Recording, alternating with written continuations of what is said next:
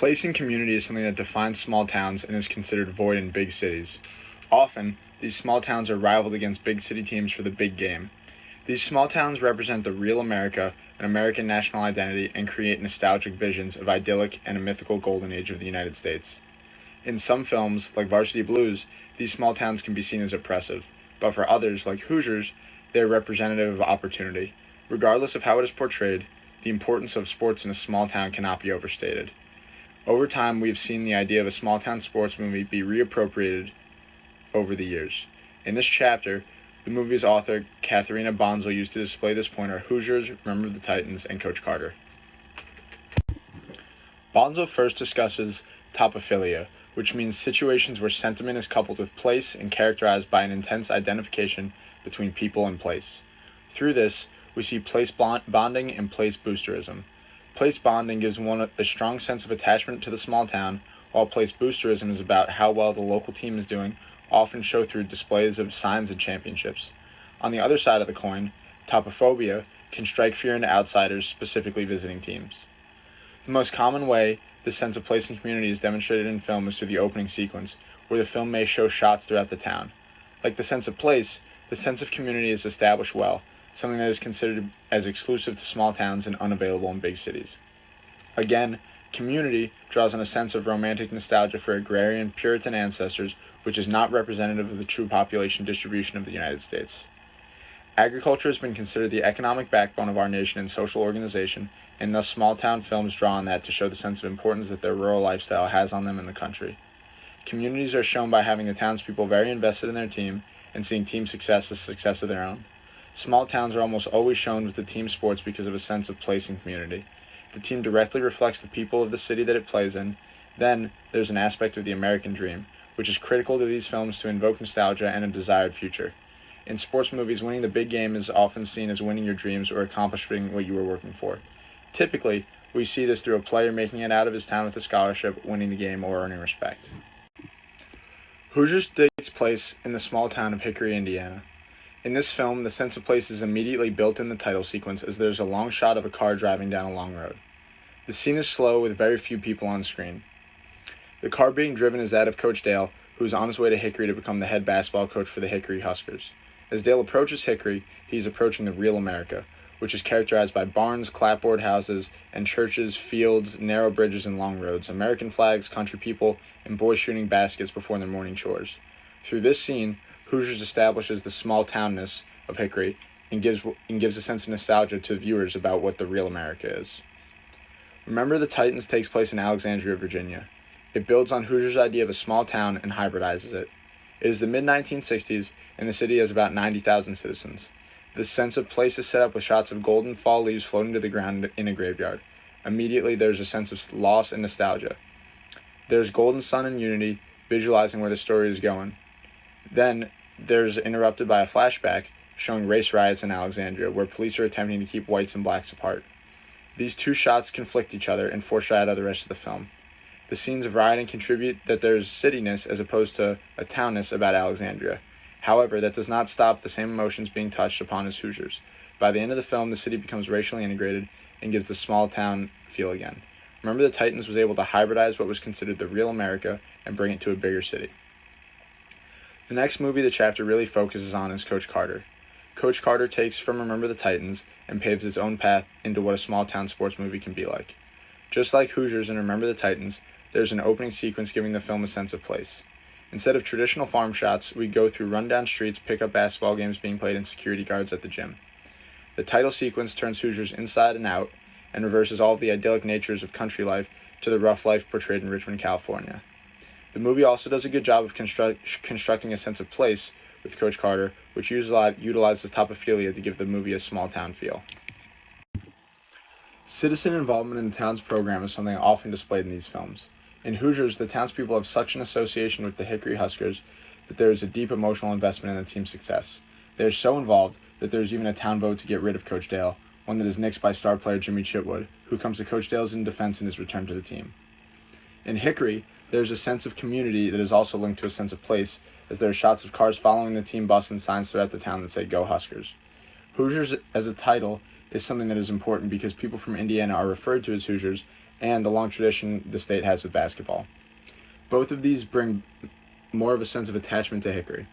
Throughout the film, Hickory is shown as a community that is tight-knit as well as having a suspicion of outsiders. This is exemplified when Coach Dale is questioned at the barbershop about what type of defense he will play. The citizens are highly invested and involved in the success of the team.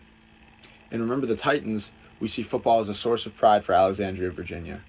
Football is linked to country and family, as it is the game played at high school reunions and homecomings. The football team serves as a function of the community here. The diverse group of players represent Alexandria, with self-proclaimed white trash, African-American middle class, machos to effeminates. Thus, the problem of the team represents the problems of the community in America in general. This is more prevalent perhaps to the American dream, but it is important to note here as well that the team's success is what helped bring the Alexandria community back together. The opening shot of Coach Carter shows a sense of community, in addition to a sense of place. By showing the team in comparison to St. Francis, we see an obviously different environment between the two teams. St. Francis has a white coach with white, preppy players, their fans and uniforms are nicer, and the school has the funds to recruit the next LeBron James. This introduces Richmond's class and their status as the other. The film shows a community that runs rampant with teen pregnancies, drugs, and violence, showing a city that has not become a community as defined by the small-town framework. There are very low expectations of the kids, and when Coach Carter locks the gym during their undefeated streak, the town goes crazy and people come out against them. A stark contrast from the community that did not care much for the team prior to their winning streak. In the Richmond community, they place a higher focus on basketball than education, as the moms are the ones who are characterized as being greedy, hoping for their sons to make money in the NBA. After Richmond loses their playoff games, they are greeted by fans cheering them instead of being disappointed. Hoosiers shows us the proverbial backbone of the nation and their fight to preserve the dignity of their way of life in a nation that has devalued agriculture since the Industrial Revolution.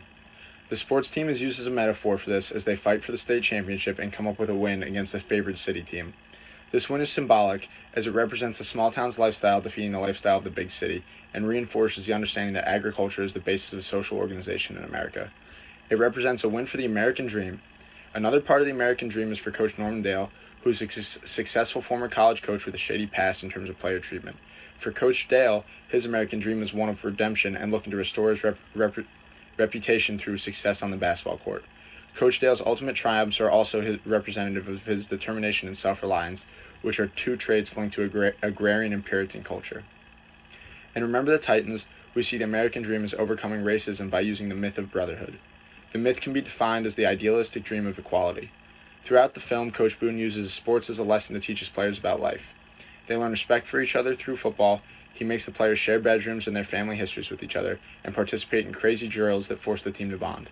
One scene that shows the process of T.C. Williams beginning to overcome the racial difference is when one of the white team leaders begins to berate one of the white players for not blocking for one of the black players. This shows progress for the team as they had previously had arguments about not holding their own races accountable. However, one problematic moment of this scene is that the white player is the one initiating the truce, showing his enlightenment, while the black player remains portrayed as an angry young man. The American dream is realized for T.C. Williams when they win the state championship and unite their team in town. And the film ends with a look forward to a promising future, leaving the past behind. The American dream in Coach Carter is different from Hoosiers and Remember the Titans. While yes, the ultimate goal is to obviously win the state championship, the goal is revised to simply getting a better future. Coach Carter portrays this by giving more attention to academics than basketball. In the film, he forces his students to sign a GPA pledge. Some students fail this pledge, so he locks up the court and forfeits games while they are on a winning streak. He refuses to play again until they meet their pledge, all while organizing tutoring sessions in the library. This helps the kids to understand that the game of basketball goes beyond the court and that they are responsible for their actions. Eventually, they play again but lose in the first round of the playoffs. Despite not reaching the traditional goal of winning a state championship, the team is celebrated. The film then ends with a montage of what the players went on to do after high school, again showing glimpses to the future and that the American dream can be achieved in a big city. Regardless of the outcome of a basketball game, Coach Carter helped these kids realize that basketball will not be the highlight of their lives and that they can go on to do so many amazing things, such as go to college and create a better life away from Richmond.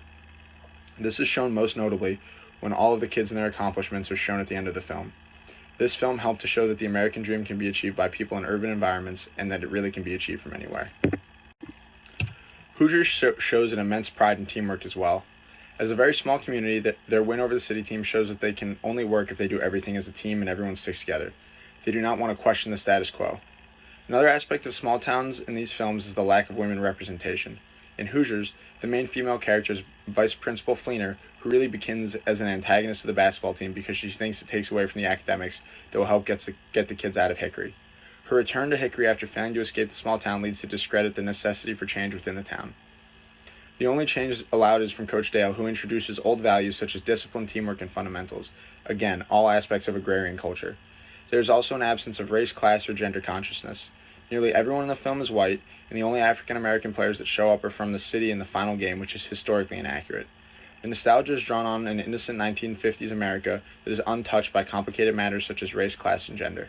As a based on a true story movie, Hoosiers tries to create an authentic movie with nostalgia, but we know the lack of real issues make it a fantasy world. They created prosthetic memories through these movies, thus emphasizing a nostalgic past. The idea of nostalgia and teamwork is also displayed in Remember the Titans. Coach Boone is forced to bring his players together and does so in the most significant way through a midnight run to Gettysburg. The players run through the night in a sort of montage and arrive at Gettysburg muddied. Coach Boone explains that the United States nearly destroyed itself in the Civil War, brother killed brother, and the team should take a lesson from the dead. If they don't come together, their team will be destroyed.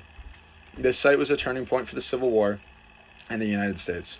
Coach Boone invokes a nostalgic moment in American history to help his team come together, a site with great implications about race relations in the United States.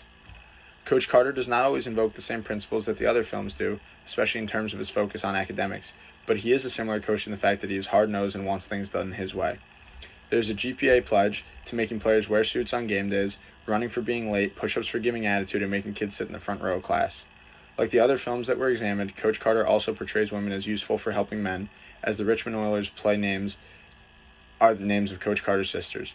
As had been discussed, Coach Carter's obsession with discipline and hard training sessions makes him similar to Coach Dale Boone, who also utilize such tactics. These hard sessions that instill dedication, discipline, fundamentals, and teamwork are most notably related to the white, rural, working-class mentality. This is blended in Coach Carter with amazing plays, but also not allowing them to be too playful and brought back to the reality of discipline.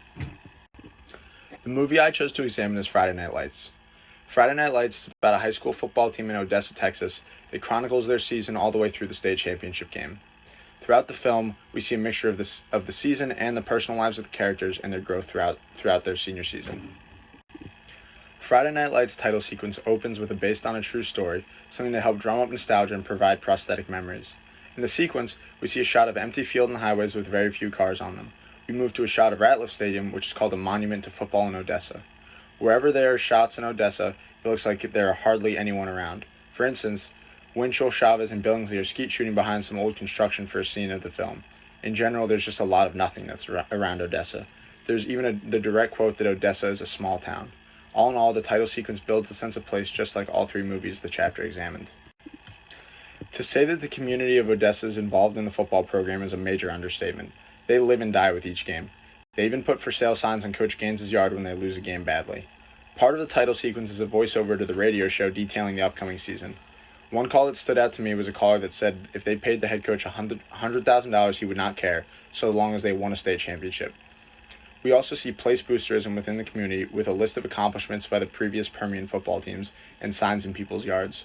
We then see Boobie Miles running and training through this community with multiple young kids riding behind him wearing his number 45 jersey. The boosters are heavily involved in the program. Coach Gaines is at the boosters' house for dinner early in the movie, and they are even giving him advice on what to do before one of the first games. We see multiple scenes where the boosters are involved with the head coach on football-related matters, where they even threaten to fire him if they do not win the state championship in front of the presence of his wife and daughter. The games are heavily attended as demonstrated in the picture above, with an enormous crowd attending the 6-hour trip to the Astrodome for the state championship.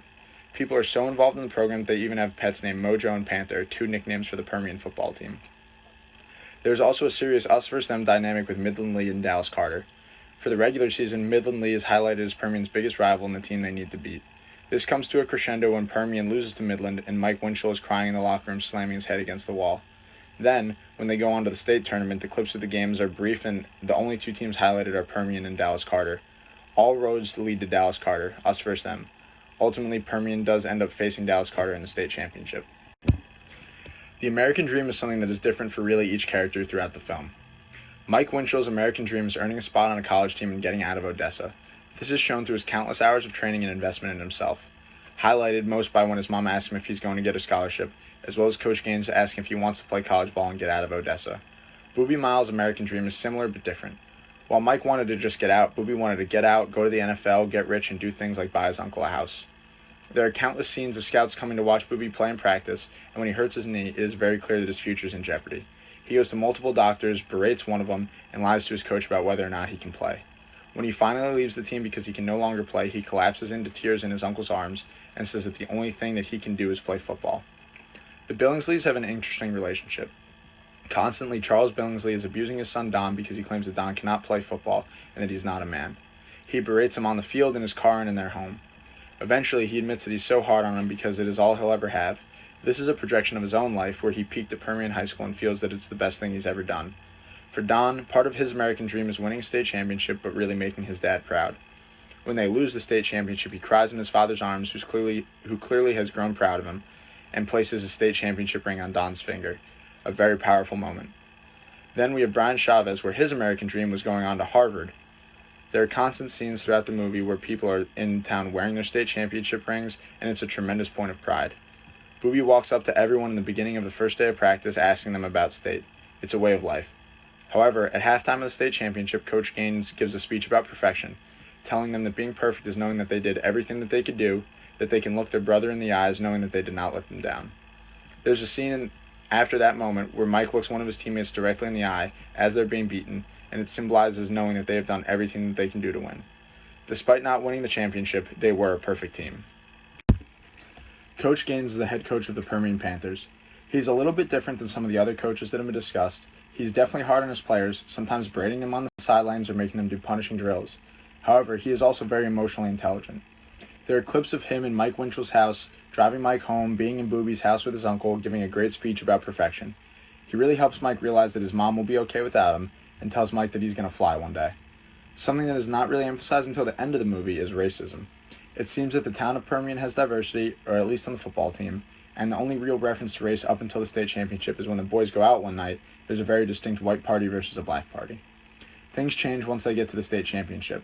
There are arguments about where to play the game because there are concerns about sitting the Permian crowd with the Dallas Carter crowd due to race. There are arguments about what skin colors the official will be during the game. An interesting facet of this is that during the state championship game, both sides feel like they are being screwed, which is probably a commentary on the United States in the late 1980s. Lastly, like during other sports movies, women are hardly a factor. Coach Gaines' wife is just there to support him, and Mike's mom is really there as a foil for him to be able to escape Odessa. All in all, this movie was a classic and stereotypical as a sports movie as you can get, and one that calls upon a sense of place, community, and the American dream just as any other sports film does.